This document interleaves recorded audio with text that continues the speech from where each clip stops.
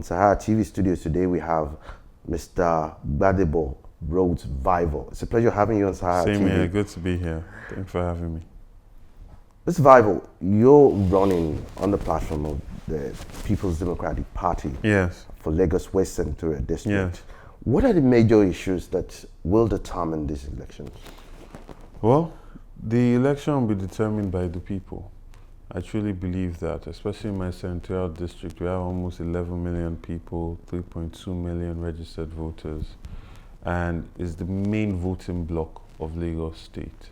And it's also a senatorial district that's made up of many different groups of people. We have the Aworis, we have the indigenes, we have the South, Southeast. It's a microcosm of Nigeria. So things that have affected us in general in the last 4 years, we're going to put that to a referendum in this next election in 2019.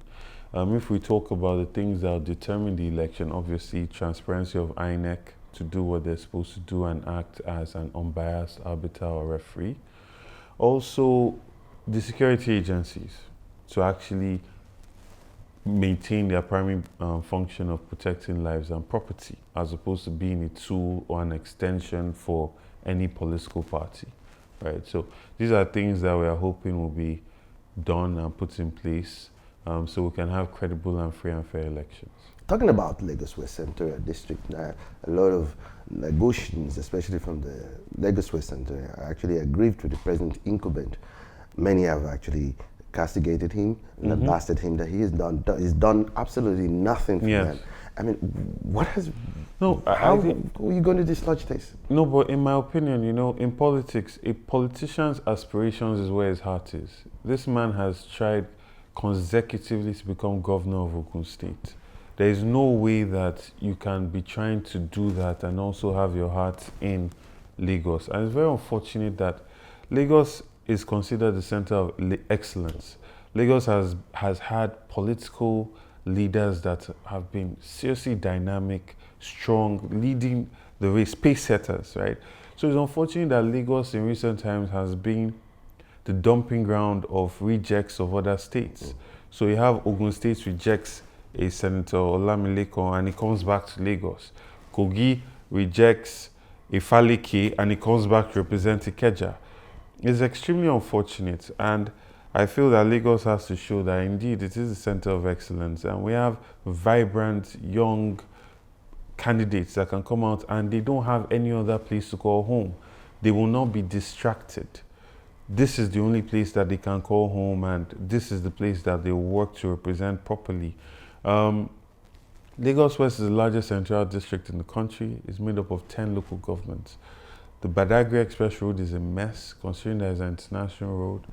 And you have places where Oshodi, Solo, Ajeromi, even coming into Ikeja and parts of it, when you go into these places and you see the roles that a senator could have done, things that they could have done to make these places more livable, to increase the quality of life, it's just absolutely lacking. I mean, I watched footage of Senator Olamileko when he's giving examples. His examples are of Ogun State, right? As if we don't have enough problems in Lagos to actually reference. But in politics, your aspiration is where your heart is. Now, a lot of Lagosians are actually concerned. What will you do differently if you were to clinch the ticket? For me, I think the most important thing is to be a representative of your people and always constantly be in touch with them, so they feel that they feel your representation, not just in Abuja, but also in your constituency as well. And secondly, we'll be pushing bills and ensuring appropriation that makes the lives of Lagosians better. So one major thing is this issue that we have with containers on our roads, with a port that is not working, with the idea that everything must come through Lagos, and then Lagosians actually pay the price in terms of traffic, in terms of you're waking up early in the morning to get to work, and there's so much traffic, you're coming back late at night, you're not spending time with your children.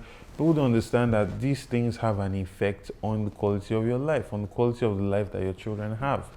So we're going to work in partnership with other senators from the Southeast, South, and any senator that's willing to come together and share this direction to improve and renovate the existing ports that we have to make sure that they're dredged so that we can start diverting goods from Lagos to other ports, therefore increasing the efficiency of businesses, reducing the cost of logistics for ports, because like last year it used to cost about 200,000 to move containers from Tinkan to anywhere in Lagos. Now it's about 800,000 naira, right? So these things have an effect on businesses, have an effect on the cost of goods, and also has an effect on the quality of life of Lagosians.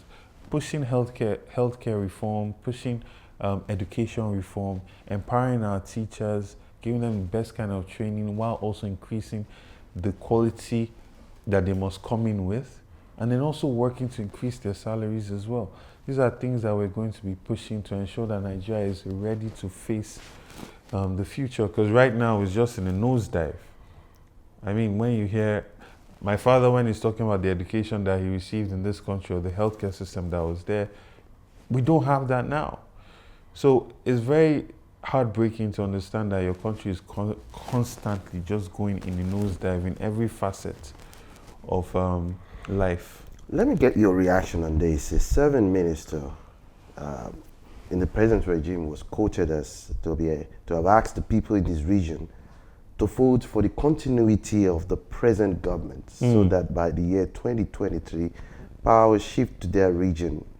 His appeal was not predicated on performance of the present regime, neither was it predicated on party ideology or programs. So what will you say to this? It's still primordial politics, right? The idea that just because somebody is from your tribe, that's the only reason why you vote for them. It's almost like watching Premiership. The only difference is, so in Premiership, you support Manchester United, regardless of whatever is happening, or you support Arsenal, blah, blah, blah. And you are invested in that. But in politics, your choices affect your life. That's what people don't see. It's more than just your tribe. It's more than, representation matters. Let's get that clear. We're a country that's a amalgam of many nation states. So representation matters.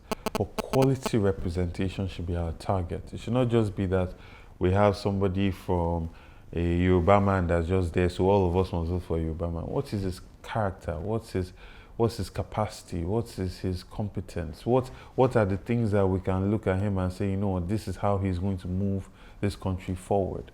And we need to predicate our decisions on that. It cannot just be tribal politics anymore. It has not done anything for this country. We need to ask for more and still understand that representation matters. Talking about representation, I mean, the incumbent senator, Senator Yayi, couldn't account, so to say, for a lot of constituency allowances, yes. And in terms of empowerment. Yes. I mean, if you become a senator, what will you do differently in terms of constituency allowances? Are you going to follow the same empowerment? No. You see, this is the thing. There are only so many people you can give keke napeps. Right. There are only so many people you can give grinding machines. Right. The show of a representative is what, unfortunately, our politics has been reduced to. And we need to do more. That's right. We need to do more. We need to communicate more. You see, a lot of politicians feel that they can just throw money around and they don't need to sit down and talk about their ideas and the work that they are doing. And also, it's a two-way street. Followership problem as well. A lot of followers don't even want to hear what you have to say or your plans or your policy or anything like that. You'll be surprised how many people just want to get keke napeps and want to get grinding machines. But there's a work that has to be done, and that's why the representative is the leader. You can understand that a direction is leading the country in a negative way, but it's easy for you to go in that direction. But you need to make the decision that, you know what, I'm going to sort of take this thing to another notch, another level. It's more than just sharing keke napeps. How are we ensuring that lives of people in that Senatorial district are better? What's the healthcare system like? What innovative things are we doing to ensure that primary education and secondary education is improved in this country? These are things you need to constantly communicate with your followers, So these are things that one will do different. Good. Talking about elections, going back to the issue of elections, one of the major issues that come to the fore currently has to do with voters a party. Yes. The contestants are apparently more concerned about rigging rather Yes. than actual voting. Voters' apathy can be reduced when thuggery and violence can be at the polling booths are reduced. A lot of Lagosians also have the feelings that their votes don't count, and there's an apparent voters apathy. What do you think should be done to really reorientate Nigerians to actually get out and cast their votes and ensure that their votes actually count? It's a very good question, and it's deeper than a one-line statement. Cynicism never moves any country or any nation forward. If we all base our decision making on the bad things that happened in the past, we never move forward. And you can only move forward when you have hope. Hope that your votes will count, even if it not counts in last election. The amount of people that come out to vote are usually like 10 to 20% of the registered voters in any local government. That's appalling. That is poor.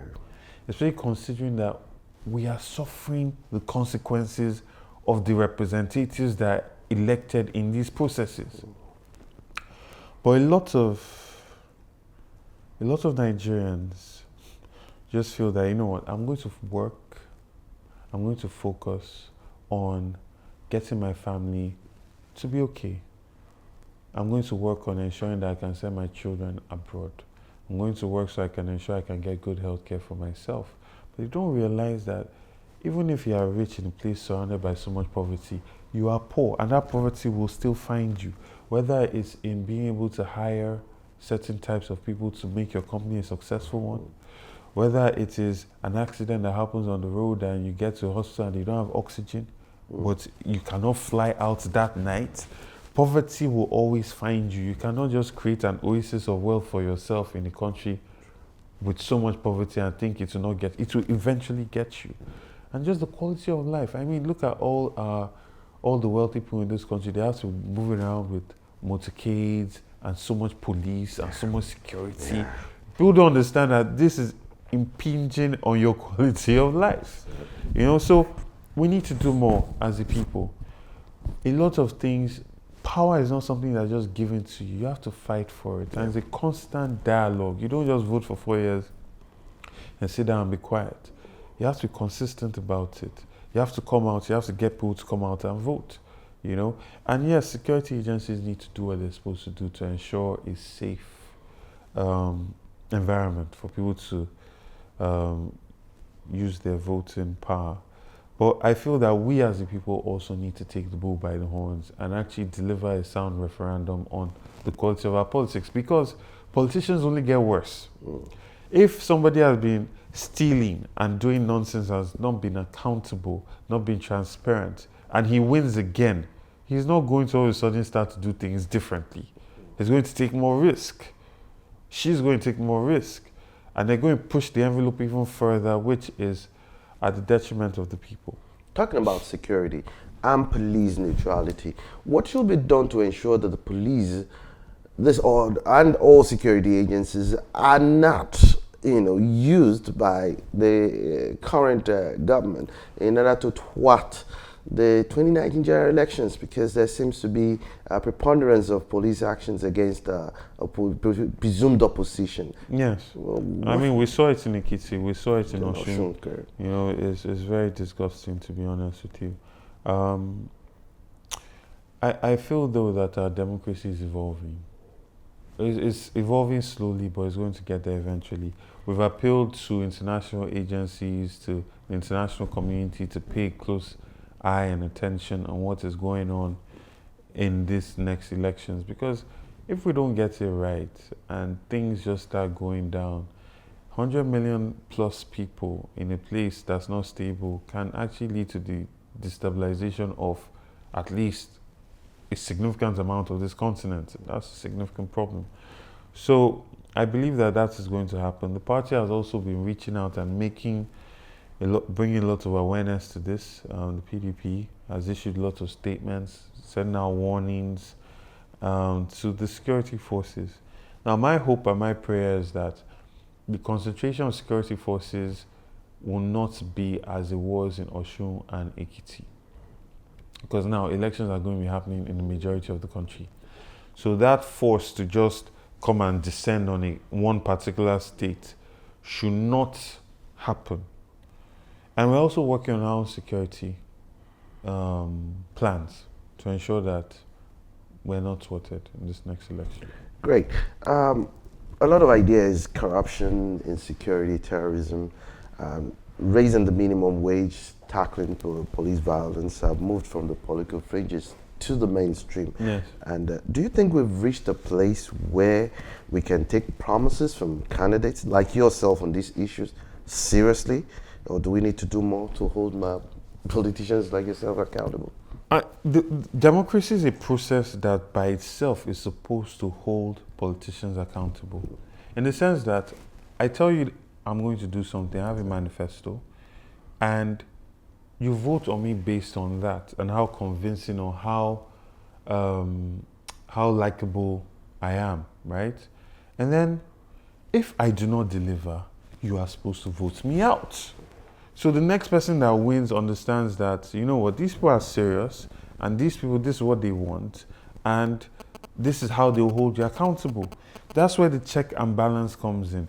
Now, in our country, you want promises, and you also want money on the day of election, and you put in the politicians that are trying to recoup the money that they spent buying votes on the day of election, and you also expect them to be accountable when only 10 to 15% of you are coming out to vote, even though you are living in so much poverty, right? So you see, there's a chicken and egg situation going on.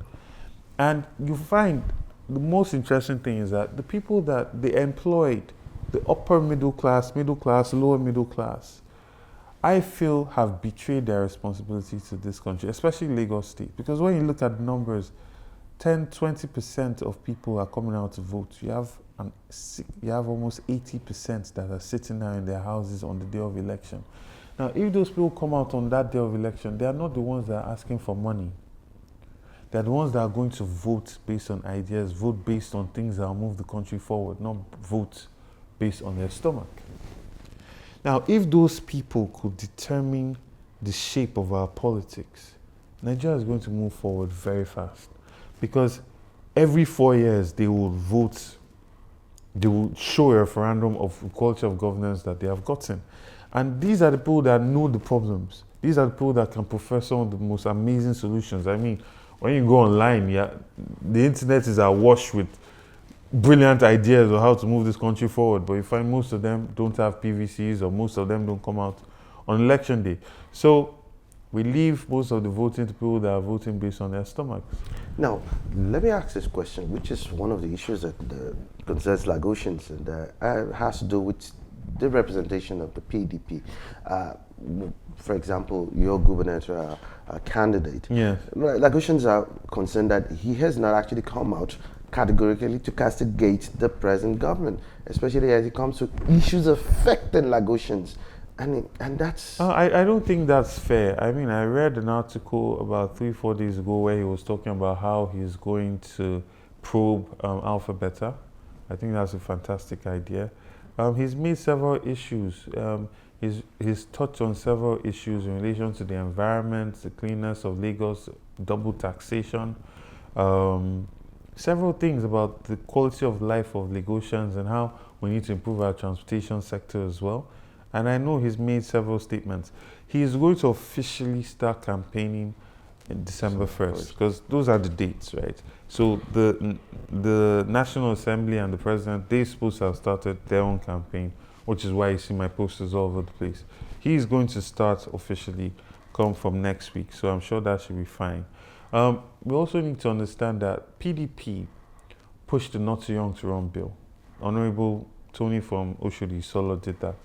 And then from this same Senatorial district, they produced the youngest Senatorial candidate in the country, which is myself, in charge of the largest Senatorial district in the entire country, right? And then from that same Senatorial district, we have the youngest State Assembly contestant coming out from Mushin. It is 23 or something. So PDP is looking to the future, is embracing the future today, because they say the youth are the future. So let's give our governorship candidates till next week. I'm sure you will be awash with so many statements and ideas. Finally, how ready is your party, are you, to dislodge the APC government in Lagos? We are very ready. We are working very hard at it. You know, it's not an easy task, but it's something that can be done. I mean, when we look at places like Agege, where I would say positive work was done by the current governor, and you have to explain to those people that somebody that did all this work was just removed based on the whim of one man that has controlled this state for almost 20 years. That's not acceptable. And I think that people are ready for a free Lagos. People are ready for a Lagos that, you know, somebody that actually does work well for the people can actually stay in power, not because some people in the party just feel like he's not a good party man. We're going to remove him. People are ready for a Lagos that is representative of its indigents. People are ready for a Lagos that actually puts the welfare of the people first in terms of the quality of life, in terms of representation, in terms of actually creating a center of excellence, not just by mouth, and not just by comparing it to other mediocre states, but by comparing it to states like Kigali in Kenya, even Rwanda. You know, these are countries that are coming out from wars, and they have major situations that allow for good quality of life for its constituents, for the people that live there. So I think people are ready for a change, people are ready for something different, and PDP is providing that. Thank you very much, Mr. Vivour. You're welcome. Great. Thank you.